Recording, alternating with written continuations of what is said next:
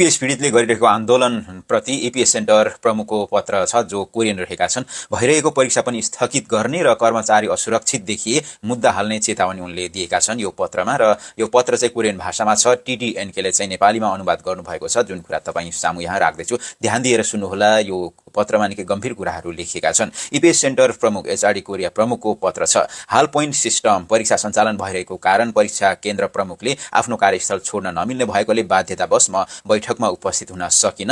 यसप्रति म धेरै दुःख व्यक्त गर्दछु। यस पत्र मार्फत भए पनि इपिएस सेन्टरको धारणा स्पष्ट पार्न चाहन्छु। सर्वप्रथम प्रदर्शनकारीले राख्नु भएको मागहरूको बारेमा स्पष्ट पार्न चाहन्छु। पहिलो कुरा, कोरियामा पूर्ण 100% रोजगारीको ग्यारेन्टी गरिनुपर्ने मागको सम्बन्धमा इपिएस सेन्टर कामदारलाई प्रत्यक्ष रोजगार दिने वा रोजगारको ग्यारेन्टी गर्ने संस्था होइन।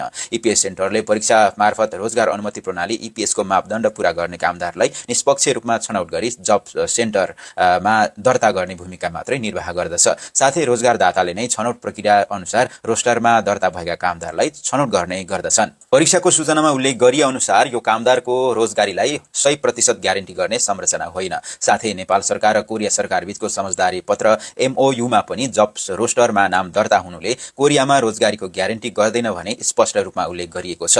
दोस्रो कुरा, जब रोस्टर दर्ताको म्याद थप गरिनुपर्ने मागको सम्बन्धमा यस विषयमा इपिएस सेन्टरसँग कुनै निर्णय गर्ने अधिकार छैन। साथै केही रोस्टरमा भएकाहरूको छनौट सेलेक्सन हुँदैन वा रिटर्ने। विशेष कोरियन भाषा परीक्षा पास गरेकाहरूको फाइल हरायो भन्ने हल्लाहरू बिल्कुलै असत्य हुन्। रोजगारदाताले रोजगार केन्द्र मार्फत आफूले चाहेको कामदार छनौट गर्दछ। यस प्रक्रियामा फाइललाई आफै गायब पार्ने वा कुनै विशेष व्यक्तिलाई मात्र छनौट गराउने गरी प्रोग्राम सिस्टममा हेरफेर गर्न सकिँदैन। हालसालै इपिएस कर्मचारी वा नेपाल वैदेशिक रोजगार विभागका कर्मचारीले पैसा लिएर कामदार छनौट गराइरहेको छन् भन्ने दाबीको सम्बन्धमा यदि तपाईसँग ठोस प्रमाण छ भने कृपया नेपाल प्रहरीमा उजुरी दिनुहोला। यदि झुटो हल्ला फैलाएर कर्मचारीलाई धम्की दिएको हो भने कानून अनुसार दण्डनीय अपराध हो। इपिएस सेन्टरले यसका विरुद्ध देवानी तथा फौजदारी मुद्दा लगायतका कानूनी कारबाही अघि बढाउने योजना बनाएको छ। आन्दोलनमा रहनुभएका साथीहरूको दुःखद अवस्थाले हामी राम्रोसँग बुझ्दछौँ र शान्तिपूर्ण प्रदर्शनलाई स्वीकार गर्दछौँ। तर यदि प्रदर्शन गैरकानूनी रूपमा फैलियो र कर्मचारीको सुरक्षाको ग्यारेन्टी भएन भने हाल सञ्चालन भइरहेको परीक्षा भविष्यमा स्थगित हुन सक्ने